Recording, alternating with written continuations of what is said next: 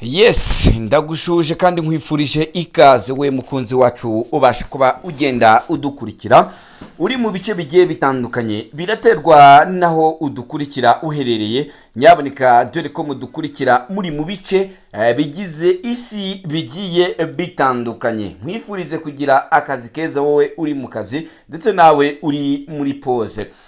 Tugarutse hano muri studio rero ngo tubashe kuba tugenda twinjirana ku makuru agezweho cyane cyane ari kuvugwa kuri aya manywa hano mu karere k'ibiyaga bigari, aho tugiye kwibanda cyane cyane ku kibuga cy'imirwano mu gihugu cya Repubulika Iharanira Demokarasi ya Kongo. Ndihuta cyane ngaruke ku kibuga cy'imirwano hano mu gihugu cya Repubulika Iharanira Demokarasi ya Kongo, aho ibintu bitoroshye cyane. Abarwanyi bagera kuri barindwi b'umutwe wa MA23 bakaba bamaze kuba bagenda bishyikiriza igihugu cyangwa se ingabo za Repubulika Iharanira Demokarasi ya Kongo. Aba ni abarwanyi barwanaga ku ruhande rwa MA23 bafatanya n'umutwe wa twirwaneho cyane cyane hano muri Kivu y'Amajyepfo. Aba bishyikirije umutwe wa MA23 mu kahe gace kubera iyi mpamvu nibyo tugiye kuba tugenda tugarukaho. Ndaza kuva ahangaha kandi nihuta cyane nerekeza ku kibuga cy'imirwano mu gihugu cya Repubulika Iharanira Demokarasi ya Kongo, mu mirwano ikomeye cyane yaje kuba igenda iba ibitero karahabutaka. Ndaza kugaruka muri Kivu y'Amajyaruguru, aba Wazalendo bari babashije kuba bagenda bafata agace ka Burora, Gasovu, Nzingati ndetse na Begezi na Ngungu, bari bagenda kugera za Ngungu. Ubungubu ntibikiri uko nguko, dore ko mu rugamba rw'injyana muntu rwaramutse muri iki gitondo abije kurangira haje kubona nyiraho ase aha haje kubona nde. Byose nibyo tugiye kuba tugenda tugarukaho muri kino kiganiro cyacu. Turaza kuba kandi twihuta mu misozi miremire y'Umurenge, naho imirwano ikomeye cyane yongeye kuba igenda iba muri iki gitondo kugeza amagingo yangaya kuri aya manywa. Ni imirwano ikaze cyane yazaga kuba igenda ihuza abarwanyi b'umutwe w'inyeshyamba za MA23 hano muri aka gace kaha mu misozi miremire y'Umurenge. Turaza kuba tugenda tugarukaho. Ndaza kuva ahangaha kandi nerekeza no muri teritwari ya Rubero, inyeshyamba za MA23 n'abafatanyabikorwa bazo bavuye mu midugudu. Turaza kuba tugenda tugarukaho dore ko bakomeje kuba bagenda bava muri iyi midugudu hafi n'ibirometero bitandatu hafi ya Kicumbiro. Iyi Kicumbiro ku munsi w'ejo yari yaje kuba igenda iberamo imirwano itarigize iba miremire cyane cyane hano muri teritwari ya Rubero. Ese umutwe wa MA23 ko wavuye ahangaha, hakaba hari n'akandi n'andi makuru avuga ko ngo baba bagiye bimukira mu kindi gice. Iki ni ikihe? Byose turaza kuba tugenda tugaruka kuri iki gice. Perezida w'u Rwanda Paul Kagame, nyuma y'ibirego bikomeye cyane n'ibihano bikomeje kuba bigenda bifatwa n'ibihugu by'amahanga cyane cyane nk'igihugu cya Amerika ndetse n'indi miryango mpuzamahanga y'i Burayi, kera kabaye rero Perezida w'u Rwanda Paul Kagame yaje kuba agenda agira icyo avuga kuri ibi bihano ndetse n'ingabo z'u Rwanda ziri muri Mozambique. Byose yaje kuba agenda abigarukaho. Turaza kuba tugenda tuvuga ese yavuze kuki, ese ni gutabona ibi bihano. Byose turaza kuba tugenda tubigarukaho gatanu kuri gatanu.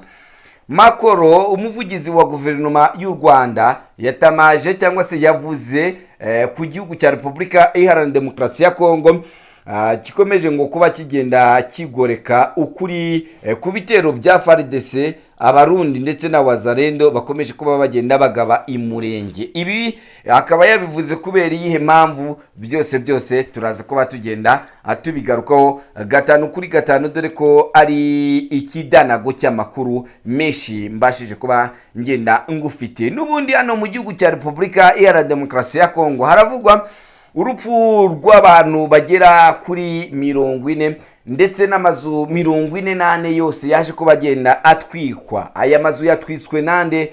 Byose mbigufitiye hano 5 kuri 5. Perezida Donald Trump yirukanye Paul Bondi wari umushinjacyaha mukuru hano mu gihugu cya Amerika. Yaje kuba agenda amuziza iki? Byose nabyo mbigufitiye hano 5 kuri 5 mu makuru yacu. Ni nako kandi hano mu gihugu cya Leta Zunze Ubumwe za Amerika umugaba mukuru w'ingabo za Amerika yaje kuba agenda yirukanwa. Ese uyu yirukaniwe iki? Byose ndaza kuba ngenda mbikugezaho 5 kuri 5 mu makuru yacu. Icyo ngusaba nyaboneka wowe ntujye kure nkandi like subscribe ubundi tujye tubana hano 5 kuri 5. Kandi ikindi turaza kuba tugenda tugaruka kuri bombori iri kuvugwa hagati y'igihugu cy'u Burundi ndetse n'igihugu cya Repubulika Iharanira Demokarasi ya Kongo kubijyanye n'intwaro ziheruka kugenda ziturika. Perezida Evariste Ndayishimiye Neva akaba yamaze kuba agenda noneho yitabaza igihugu cya Repubulika Iharanira Demokarasi ya Kongo ndetse n'igihugu cy'Ababiligi n'igihugu cya Tanzania. Ese yakitabaje mu biki? Byose nibyo tugiye kuba tugenda tubanamo 5 kuri 5. Nyaboneka nkandira subscribe like share ubundi tujye tubana hano. Ntatinze rero reka duhite dutangira amakuru yacu mu buryo burambuye. Yes, ni imirwano ikaze cyane ikomeje kuba igenda iba hano mu gihugu cya Repubulika Iharanira Demokarasi ya Kongo hagati y'umutwe w'inyeshyamba za MA23 cyane aho uhanganye n'abarwanyi b'umutwe wa Wazalendo ndetse n'aba bacashoro bari gufasha ingabo z'igihugu cya Repubulika Iharanira Demokarasi ya Kongo. None kuri uyu munsi turi ku itariki 3 z'ukwezi kwa 4 umwaka w'2025 imirwano ikomeye cyane. Ku munsi w'ejo nibwo abarwanyi b'umutwe wa Wazalendo bari baje kuba bagenda bafata cyane hano mu mujyi wa Chombo hamwe n'imidugudu ya Bikari, Kumadepo, Nyarugasa ndetse na Kusisa iherereye mu mutwe wa Ziro wagenzurwaga n'abawazalendo k'uyu mugoroba wo ku itariki ya 2 Mata. Bityo bagumye hano muri Shange ndetse na Bishaka. Ibi ngibi rero ni bimwe mu bintu byaje kuba bigenda bituma haba ibikorwa bikomeye cyane, byaje kuba bigenda bituma hahita hagenda hahinduka byinshi cyane byaje kuba byibasira ibi byose cyane. Ibi rero bigahita bihura n'iki? Ibi ni ibikorwa by'intambara byaje kuba cyane muri ibi bice aho umutwe w'inyeshyamba za MA23 zaje kuba zigenda zirwana n'umutwe wa Wazalendo ufatanyije n'ingabo z'Abarundi. Iyi ikaba ari imirwano nibura yaje gusiga abarwanyi batari bakeya b'umutwe wa MA23 ubwo bageragezaga muri iki gitondo kongera kurwana muri ibi bice, dore ko ibi bice byaje kuba bigenda bishakwa kwamburwa abawazalendo n'izi ngabo z'Abarundi, ariko biza kuba bigenda byanga. Andi makuru akaba navuga yuko abarwanyi mu mutwe wa MA23 muri aka gace baje kuhahurira n'uruva gusenya, kubera ko maginga yangaya intambara yose k'uyu munsi muri iki gitondo, dore ko no ku munsi w'ejo hano mu midugudu ya za Kaziba, Mwimanyi, Rugenegene na Mugungwa ireba mu mujyi wa Rumbishi ikiri munsi y'inyeshyamba za MA23 n'inshuti zabo.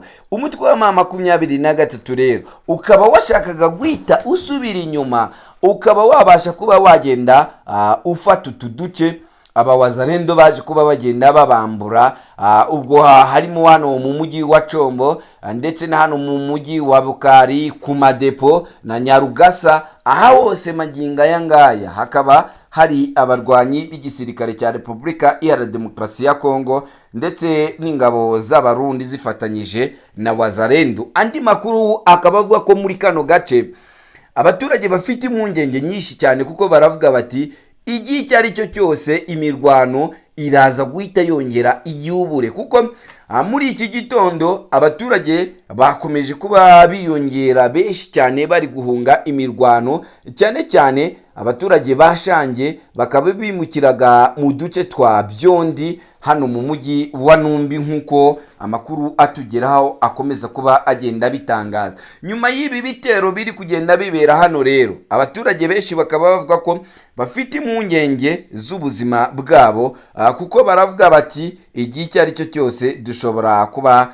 twaza kuba tugenda dutakariza ubuzima bwacu muri ibi bitero biri kuba bigenda biba, kuko hari kugerageza impinduka zikomeye cyane, yaba ku ruhande rw'inyeshyamba za MA23 ndetse no ku ruhande rw'aba Wazalendo, kuko imirwano irakomeje kandi ubona ko ni imirwano ngo ikomeje kuba iri seriye kandi iri kugenda yifashishwamo imbunda ziremereye cyane. Indi mirwano yavuzwe k'uyu munsi kugira ngo mpite njyanira hamwe, ni imirwano rero ikaze cyane yazaga kuba igenda iba, nibura abarwanyi batandatu b'inyeshyamba za MA23 na twirwanaho rishyigikiwe ndetse bakaba batorotse uyu mutwe bishyira mu maboko y'igisirikare cya Repubulika Iharanira Demokarasi ya Kongo. Ibi bakaba barabikoze ku munsi w'ejo ku itariki ya 2 Mata umwaka wa 2026, aho aba barwanyi bavuze ko bari bamerewe nabi cyane bitewe n'ubuzima ngo bari babayemo hano muri twirwaneho, aho bamwe ngo bahohoterwaga ndetse bikaba bivuga ko ngo hari no guhohoterwa cyane cyane babakoresha, aho bagenda bababwira yuko ngo bigomba guhita byegekwa ku butegetsi bwa Kinshasa, nk'uko bamwe muri abangaba baje kuba bagenda batanga ubu buhamya bagendaga babitangaza. Ibi rero bikaba byazaga kuba bigenda bituma ngo bafata umwanzuro wo kuba bahita biripotinga ku gihugu cya Repubulika Iharanira Demokarasi ya Kongo. Ibi rero bikaba bigenda byerekana yuko nyamuneka umutwe wa MA23 na twirwaneho ntago woroheye.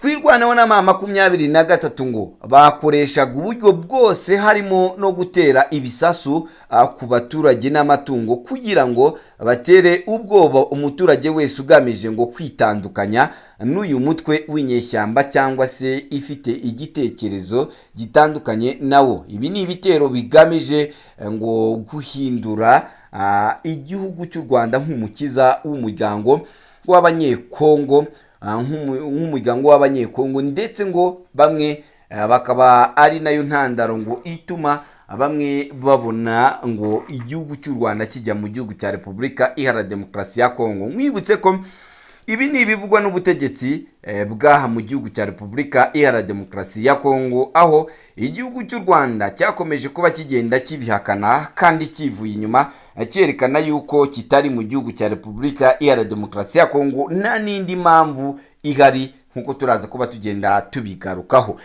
Indi mirwano rero kandi ikaba yavuzwa hano muri Kivu y'Amajyaruguru, aho aba Wazalendo bari babashije kugera muri Buhoro, Gasovo, Nzingati ndetse begereye na Zangungu. Maginga aya ngaya ibi bice na n'ubu bikaba biri kuberamo imirwano ikomeye cyane, kubera ko umutwe wa MA23 bari babashije kuba bagenda bawutsisimura, bawurwanya, bawukura hano muri za Buhoro na Gasovu na Nzingati, benda no kugera Zangungu, kuko umutwe wa Wazalendo ngo wari ufite igitekerezo ndetse na target z'uko bagombaga kuba bagenda bagera hano muri Ngungu kandi bagafata Ngungu.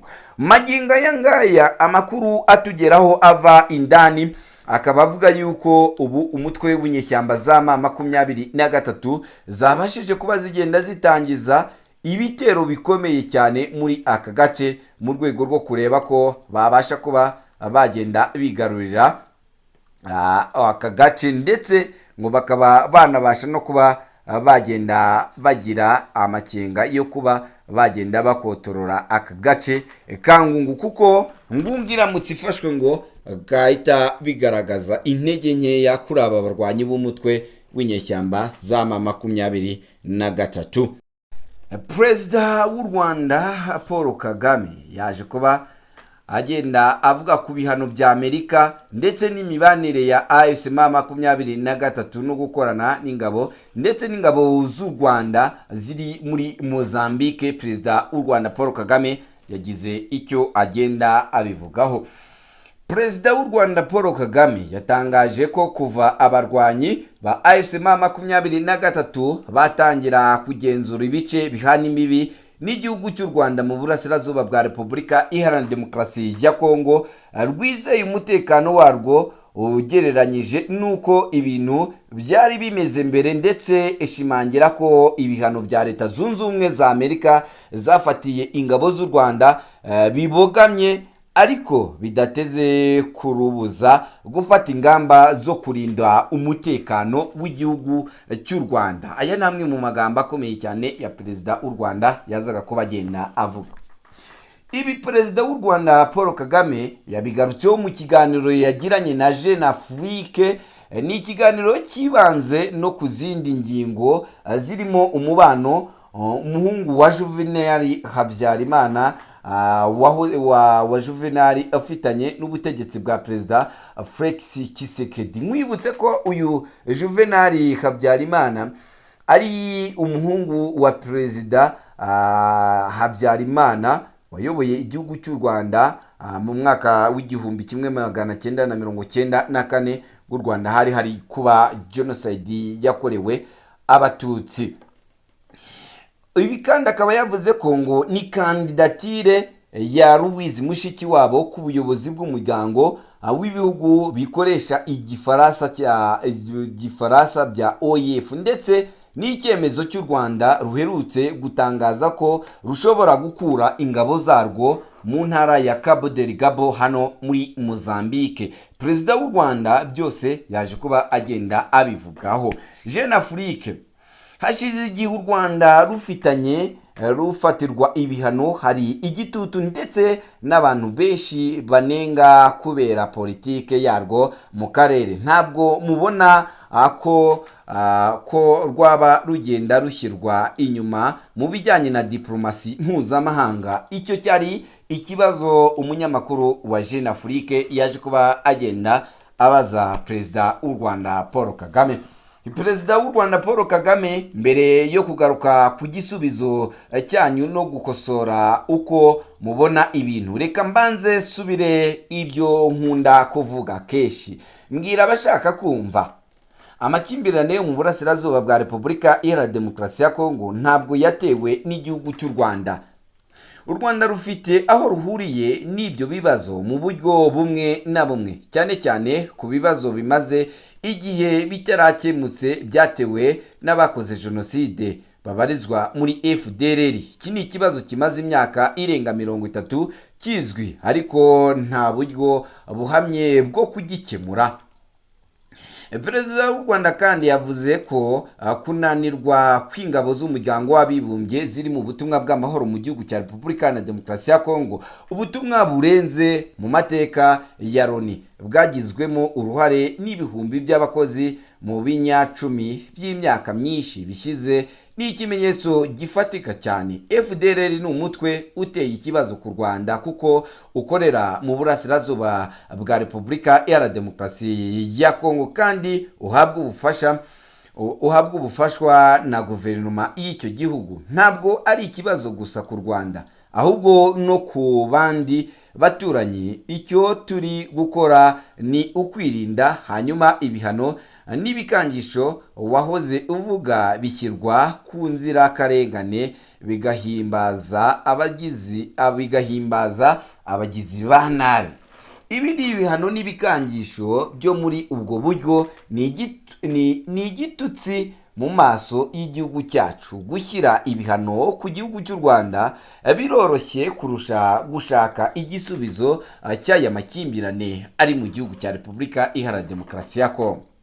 Perezida w'u Rwanda kandi yakomeje avuga ati tariki ya 2 Werurwe ubuyobozi bwa Donald Trump bwashyiriyeho ibihano igisirikare cy'u Rwanda hamwe n'abasirikare bakuru bane ku ruhare rwabo mu gushyigikira umutwe w'inyeshyamba za MA23 mu gihe bwanasabye ko ingabo z'u Rwanda zihutira guhita ziva mu burasirazuba bwa Repubulika Iharanira Demokarasi ya Kongo bwiteguye kubyubahiriza.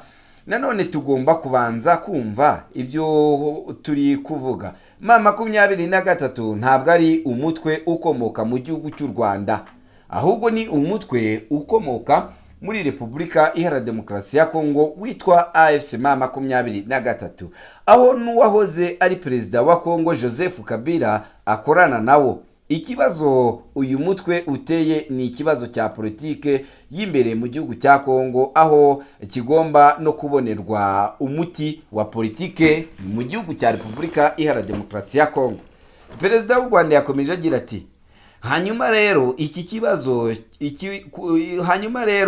ku kibazo cyawe ntabwo ushobora kwitega ko uruhande rumwe, aha ndavuga igihugu cy'u Rwanda, gushyira mu bikorwa ibiteganywa n'amasezerano ya Washington yashyizweho umukono ku itariki ya 4 Ukuboza, mu gihe urundi ruhande rwa Repubulika Iharanira Demokarasi ya Kongo rwo rwubahiriza igice cyayo cyangwa se ntihagire n'icyo rwubahiriza. Uruhande rw'Abanyamerika rwaduhurije hamwe rugomba guharanira ko ibihugu byombi, u Rwanda na Kongo, bigenda ku cyerekezo gikwiye. Ntabwo bigomba gusa naho ruri gushyira igitutu ku ruhande rumwe, urundi ruhande rugatwara mu bundi buryo, ku mpamvu ntabasha kuvuga ahangaha.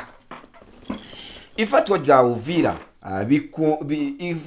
Uvira bikozwe na MA23 ku itariki ya 10 Ukuboza, iminsi 6 nyuma y'isinywa ry'amasezerano y'amahoro ya Washington, ryagaragajwe ko ubuyobozi bwa Donald Trump nk'icyaha kandi biba inzira iganisha ku bihano. Ibi byiyumvira byo byari ibihano byagendaga bifatirwa igihugu cy'u Rwanda. Ibi bikaba ari nabyo byaje kugenda bituma rero abaho ikibazo gikomeye cyane, cyaje gutuma hakomeza kuba haba byinshi cyane.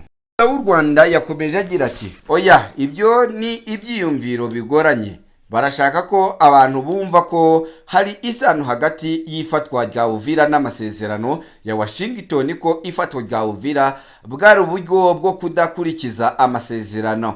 Iryo ntabwo ari ukuri na busa.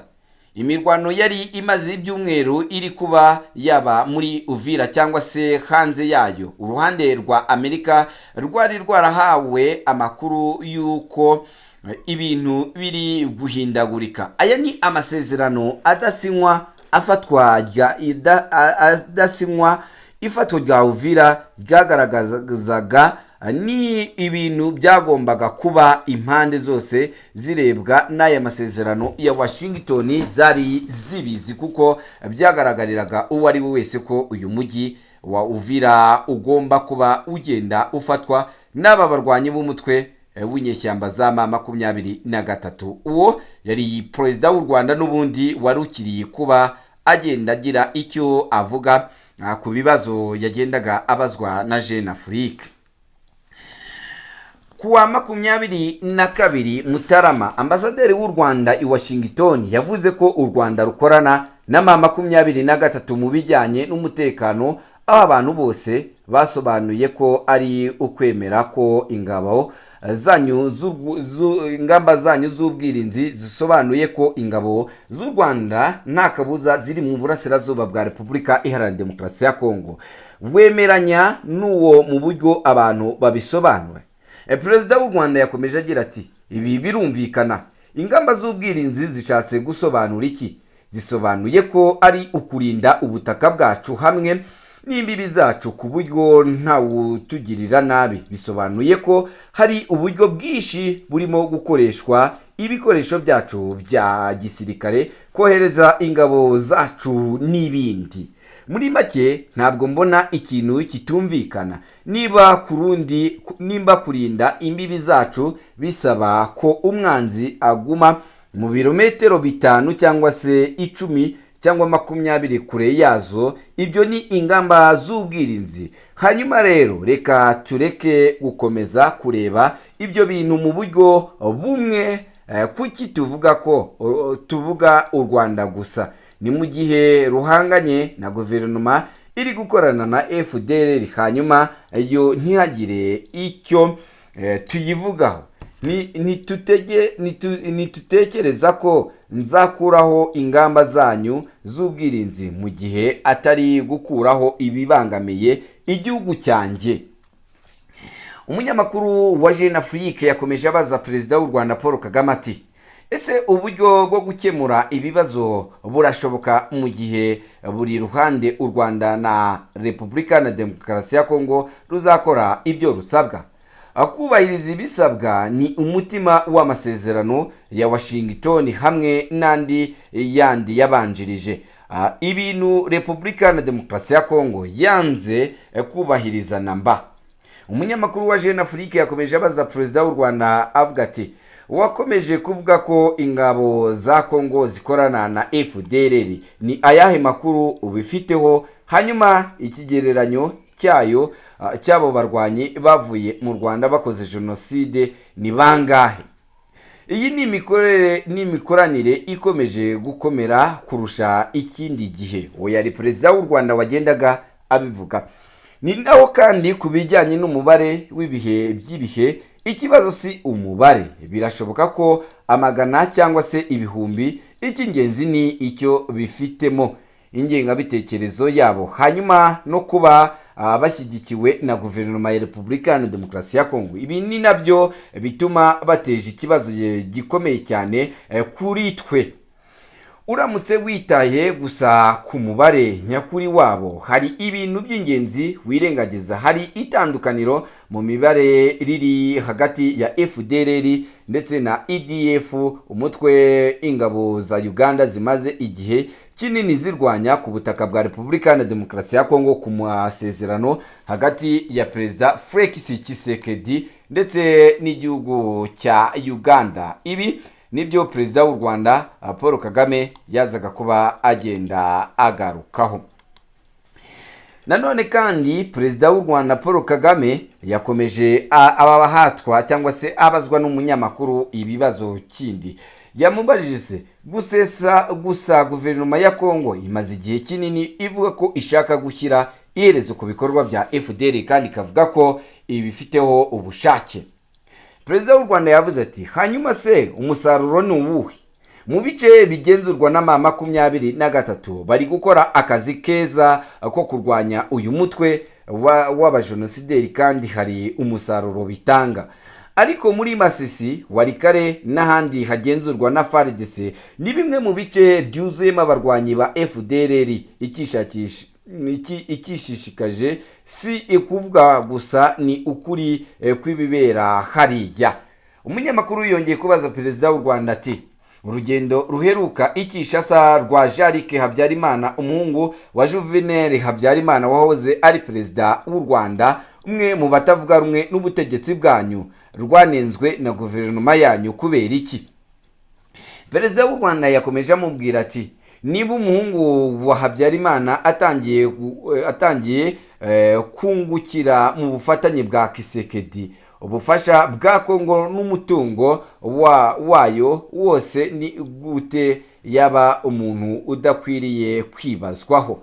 Tshisekedi ari kugerageza kumukoresha mu gucengera amatwara yo gufasha FDLR no kubaka abantu bayishyigikiye mu Bufaransa, aho uyu muhungu atuye hamwe n'ahandi. Kuki ibyo byarenzwa ingohe? Umunyamakuru wa Jeune Afrique yakomeje abaza Perezida w'u Rwanda ati, kuva umujyi wa Goma wafatwa muri Mutarama mu mwaka wa 2025, MA23 yakunze gushinjwa guhonyora uburenganzira bwa muntu, igashaka abantu bayiyungaho ku ngufu. Utekereza ko uyu mutwe ufite ubushobozi bwo kuyobora neza agace ugenzura kurusha guverinoma ya Kongo? Perezida w'u Rwanda Paul Kagame yagize ati, ibi birego nabyumva mu gihe ibintu byari bimeze neza muri Goma mbere y'uko M23 ihagera. Ikindi kandi biteye amatsiko, ibijyanye n'uburenganzira bwa muntu ntabwo byakundaga kuvugwa icyo gihe. Ukuri ni uko ibintu bimeze neza kurusha mbere, buri wese afite uko abyumva, gusa ibintu ni byiza hano i Goma, ni byiza ndetse na Bukavu. Iyi Bukavu yaje kuba igenda ifatwa n'umutwe w'inyeshyamba za M23 nk'uko perezida w'u Rwanda Paul Kagame yazaga kuba agenda abigarukaho. Umunyamakuru wa Jeune Afrique yakomeje abaza perezida w'u Rwanda ati, ubona ko imipaka yawe itekanye ubu kuva M23 yahagera? Ntagishidikanya abantu babyemera cyangwa se batabyemera. Mu bijyanye n'umutekano ni ibintu byigaragaza muri make. Imipaka yacu ihana imbibi na Repubulika Iharanira Demokarasi ya Kongo iratekanye. Umunyamakuru yakomeje abaza perezida w'u Rwanda ati, mu gihe gishize intambara yo mu burasirazuba bwa Repubulika Iharanira Demokarasi ya Kongo yari iyo ku butaka, ubundi ibintu biri guhinduka aho hatangiye gukoreshwa drone ku mpande zombi, FARDC na M23. Ibi bintu ntabwo biguteye impungenge? Perezida w'u Rwanda Paul Kagame yagize ati, ikineye impungenge cyane ni uko amakimbirane yakomeza. Ikindeba kandi kitureba twese ni uburyo bwo kuyarangiza. Hano aho iby'intwaro birashoboka ko ni zirenza drone zishobora no kuzaba zanazamo. Umunyamakuru wa Jeune Afrique yagize ati, ese mu gihe amahoro agarutse utekereza ko ari nde ukwiye kuyobora ibice bigenzurwa na M23? Perezida w'u Rwanda Paul Kagame yagize ati, ntabwo mbizi rwose kandi ntabwo mbyitaho cyane, ntabwo bindeba. Icyo shaka ni uko uwayobora wese aka karere atadutera ikibazo tukabana mu mahoro nta kindi. Ikiriho ni uko ibice bigenzurwa na M23 bitakirangwamo ikintu kitubangamiye, kandi uburyo bumwe ubwo ni uko bikwiye. Ariko ndabizi ko atari ryoherezo, haracyari byinshi byo gukorwa cyane. Joseph Kabila se yagaragaye i Goma, byaba bivuze ko mwabyemeye kandi ko mubishyigikiye? Perezida w'u Rwanda Paul Kagame yagize ati, abashaka bose kugira uruhare mu rugamba rwo gutuma Kongo itekana bahawe rugari. Kabila yakoze amahitamo ye, ikibazo cye urakizi. Guverinoma ya Kongo iri kumukurikirana, yakatiwe igihano cy'urupfu. Imitungo ye yarafatiriwe kandi irifuza guhangana n'iki kibazo ariko mu gihugu cye. Sinumva impamvu rero namwima inzira, ntago byaba bisobanutse rwose. Umunyamakuru yakomeje abaza perezida w'u Rwanda Paul Kagame, iterambere ry'u Rwanda rishingiye ku isura nziza rufite mu bijyanye n'ubukungu n'imiyoborere. Ntabwo mubona ko ibihano bya Amerika n'ububanyi n'Uburayi bishobora kwangiza iyi sura? Perezida w'u Rwanda yavuze ati, ntabwo isura nziza ishingiye ku ngingo zibogamye, ahubwo isura nziza ishingiye ku kuri. Ni uko iki nakora kugira ngo sigasire isura nziza yanjye? Ese ngomba guhagarara nkareba mu gihe hari ibintu biri kwangiza ibyo isura yanjye yubakiyeho? Icyo gihe uratekereza ko naba ndi kurinda isura? Ese nkwiye guhitamo kurinda isura yanjye nanga kurwanya ibyo byatumye dushyirwaho ibihano ndetse nkihanganira iryo terabwoba? Amahitamo aragoye ariko aranasobanutse cyane. Umunyamakuru wa Jeune Afrique yakomeje abaza perezida w'u Rwanda ati, ntabwo ufite impungenge ko ibi bihano bizongerwa nk'uko byasabwe na guverinoma ya Kongo, bikagera ku bigo by'ubucuruzi by'u Rwanda bifitanye isano na leta cyangwa se cyangwa ishyaka riri ku butegetsi nka Crystal Ventures. Ntabwo mbizi, guverinoma ya Kongo niyo mvano y'ibi bibazo byose turi kuvuga, ariko abahitamo gushyiraho ibyo bihano babishyiraho bashingiye ku mpande zabo no ku nyungu zabo. Gushyiraho ibihano ntabwo bivuze ko biboneye, bigushyiriraho ko ku rundi ruhande kuko udahuje n'inyungu zabo bagomba kubishyiraho. Umunyamakuru yakomeje abaza perezida w'u Rwanda, ese u Rwanda rushobora guhagarikirwa inkunga mpuzamahanga? Twahuye n'imbogamizi nyinshi. U Rwanda cyari igihugu gisa naho kitari uyu munsi, ni igihugu kiriho. Twarokotse ibyo ikindi gihugu kitabasha kuba akigenda kirokoka. Ayo namwe mu magambo perezida w'u Rwanda Paul Kagame yazaga kuba agenda agarukaho ubwo yabazwaga n'umunyamakuru wa Jeune Afrique. Yakomeje abaza perezida w'u Rwanda ati, ese intego y'igihugu cy'u Rwanda cyangwa se intego yanyu ni ukuba igicumbi cy'ahantu hatunganyirizwa amabuye y'agaciro aturuka mu burasirazuba bwa Repubulika Iharanira Demokarasi ya Kongo nk'uko bishinja bakunda kubivuga? Perezida w'u Rwanda yavuze ati, u Rwanda rwamaze kuba igicumbi cy'ibintu byinshi, harimo n'igicumbi mu bukungu. Kuki kuba igicumbi mu bijyanye n'amabuye y'agaciro byaba ikibazo? Ni gute ibi biba ikirego? Tubwirwa ko turi muri Repubulika na Demokarasi ya Kongo kubera dushaka amabuye y'agaciro, ariko ku rundi ruhande dufite amabuye y'agaciro mu butaka bwacu hano mu gihugu cy'u Rwanda. Ku rundi ruhande kandi yego duhaye ikaze amabuye y'agaciro aturutse mu mahanga, amabuye y'agaciro aturutse muri Kongo anyura mu Rwanda mbere yo kwerekeza i Dubai, mu Bufaransa, mu Bubiligi, Hong Kong ndetse n'ahandi. Kuki u Rwanda ari rwo rutoranywa rwonyine rukavugwa turi mu ruhame mu kugaragaza inkomoko y'ayo mabuye y'agaciro? Dushobora kugaragaza buri kimwe cyanyuze hano n'icyahasigaye, kwerekana kandi n'inyandiko zigenda zibyerekana, gusa mu bigaragara bahitamo gukomeza mu kwirengagiza ukuri bakatugerekaho ibibazo, nk'uko perezida w'u Rwanda Paul Kagame yazaga kuba agenda abigarukaho. Umunyamakuru yakomeje abaza perezida w'u Rwanda, yamubajije ati, Evariste Ndayishimiye perezida w'u Burundi watowe kuyobora umuryango wa Afurika yunze ubumwe muri Gashyantare muri manda ye umwaka umwe, ushingiye ku mubano we ugoranye mufitanye n'uyu muturanyi. Ese iki ni ikibazo kuri mwe? Hanyuma ni igiki mumwitezeho?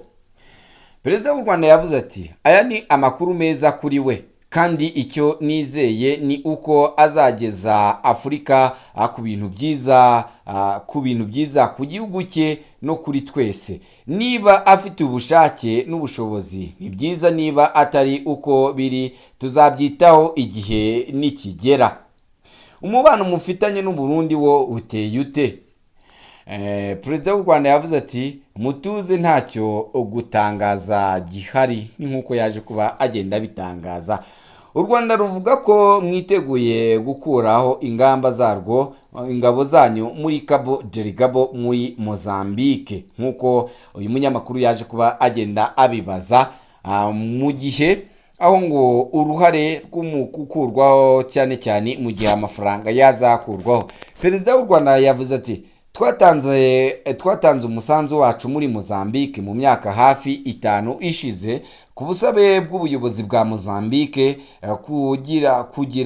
kugira ngo dufashe mu kugarura umutekano muri Cabo Delgado. Twakoze ibishoboka kandi ibintu byarahindutse ku buryo bugaragarira uwo ari we wese, ariko ese birumvikana ko tugomba kwishyurira serivisi dutanga? Ese birakwiye ko twita ku kwigomwa hanyuma tukishyura n'ubwo bwitange?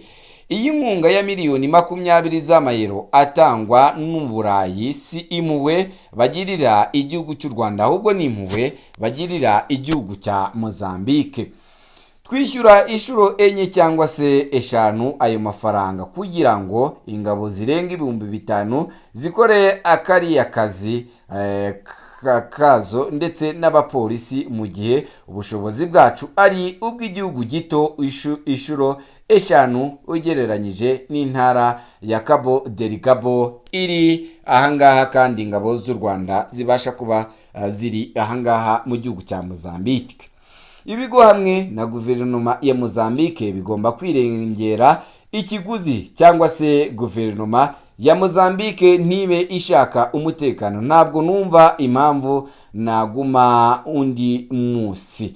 Abanyaburayi bafata miliyoni z'amayero, miliyoni 20 z'amayero ku mwaka nkaho ari menshi, ndetse bakibaza niba u Rwanda ruyakwiriye. Igisubizo cyanjye kiroroshye, uko ibintu bimeze muri iki gihe nta mpamvu yo kuyaduha. Niba nta muntu wishyuye ibigenda muri ubu butumwa kugira ngo buri ruhande rwitegure gucyura ingabo zacu. Ayo ni amwe mu magambo Perezida w'u Rwanda Paul Kagame yagendaga avuga ku ngabo z'u Rwanda ziri muri Mozambique. Ingabo zanyu ziri mu butumwa bwa Loni muri Central Africa ndetse na Sudani y'Epfo, mwaba muri guhura n'imbogamizi nk'izi zo muri Mozambique? Oya, ariko aha naho nituramuka tubonye ko kuba duhari bidakenewe, byaba bidakenewe n'igihugu dukoramo cyangwa se na Loni, tuzagaruka mu rugo umunsi ukurikiyeho. Ni ibintu byoroshye cyane. Ni mu gihe kandi mu Gushyingo mu mwaka wa 2026 hateganyijwe amatora, cyane cyane ku mwanya w'umunyamuryango mukuru w'umuryango w'ibihugu bikoresha ururimi rw'igifaransa OIF. Mwatanze umukandida wanyu Louise Mushikiwabo, mu gihe Perezida Felix Tshisekedi nawe afite umukandida we Julian Lumumba. Ese ntabwoba mufite ko uyu mwuka mubi uri hagati ya Repubulika ya Demokarasi ya Kongo ndetse n'u Rwanda ushobora guhungabanya aya matora? Yego, niko nanjye mbitekereza, ariko ni ngombwa ko hagomba kugira utorwa. Nabonye ko Tshisekedi ari gukoresha imbaraga nyinshi mu gushyigikira umukandida we, kandi ni uburenganzira bwe. Ashobora no gutanga abakandida babiri rwose aramutse abishatse, ibyo ntacyo byampungabanyaho. Umunyamakuru wa Jeune Afrique yakomeje abaza Perezida w'u Rwanda, ese birashoboka ko wowe na Felix Tshisekedi byazagera aho mukumvikana? Perezida w'u Rwanda yavuze ati, ahari birashoboka, ahari ntibinashoboka. Nta kibazo na kimwe mfite ku kuba ibyo byabaho cyangwa se ntibibeho. Ndatuje muri ibi bibazo rwose.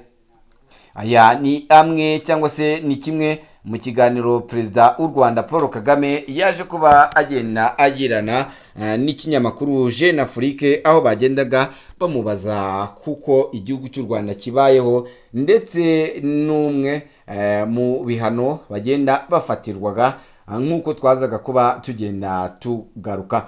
Makoro kandi yatamaje Repubulika Iharanira Demokarasi ya Kongo kukuri kw'ibitero Abarundi n'Abawazalendo bateye imurenge. Ku itariki ya mbere z'uku kwezi kwa Mata umwaka wa 2024 nibwo ubutegetsi bwa Repubulika ya Demokarasi ya Kongo bwagiye butangaza yuko ubutegetsi bw'u Rwanda bwaba buri inyuma y'ibitero byabaye mu misozi miremire y'imurenge, dore ko ahangaha hapfuye amatungo ndetse n'amazu y'abaturage abasha kuba agenda asenywa. Igihugu cya Repubulika ya Demokarasi ya Kongo kikaba cyaratangazaga ko ari igihugu cy'u Rwanda cyabigizemo uruhare ngo mu kugerageza kwerekana yuko bitaye cyane cyane kuri aba banyamurenge, ngo mu kujijisha ndetse no kugerageza ingamba ndetse n'amayeri yose ngo yo kwiba amabuye y'agaciro. nyuma rero y'ibi ngibi byatangajwe n'ubutegetsi bwa leta ya Kinshasa, u Rwanda biciye mu muvugizi wa guverinoma Irland Macron yagize icyo atangaza. Umuvugizi wa guverinoma y'u Rwanda yatangaje ko imvugo za Repubulika Iharanira Demokarasi ya Kongo zivuga ko AFC M23 ariyo igaba ibitero ku banyamurenge, nyamara ibyo yabishinja ari ibikorwa by'ingabo za Repubulika Iharanira Demokarasi ya Kongo zifatanyije n'abarundi ndetse n'abawazalendo. Ibi yabitangaje asubiza ubutumwa bw'umuvugizi wa guverinoma ya Repubulika Iharanira Demokarasi ya Kongo Patrick Muyaya, wavuze ko ibi bitero byose byagabwe ku banyamurenge muri Minembwe byagabwe na M23 ifatanyije n'igihugu cy'u Rwanda, dore ko ubutegetsi bwa Kinshasa bukomeza kuba bugenda bubivuga. Yolande Macron yagaragaje ko imvugo ya Muyaya ari amayeri yo gushaka kwegeka ibyaha bya AFC M23, ndetse ati gushinja abandi ibyo mukora iyo wakoze icyaha